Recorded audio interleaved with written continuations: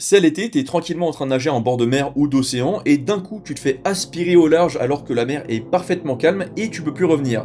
Et bien ça c'est un scénario qui est ultra commun et qui arrive chaque année à plein de gens, et il y a plein de gens qui se noient à cause de ça, sans même comprendre ce qui vient d'arriver.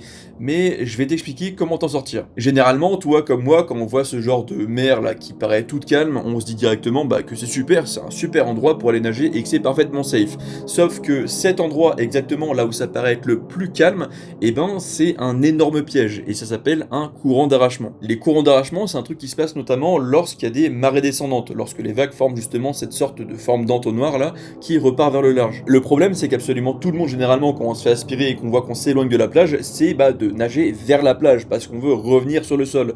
Sauf que c'est la pire idée parce que même des nageurs professionnels qui sont surentraînés ne peuvent pas battre ces courants.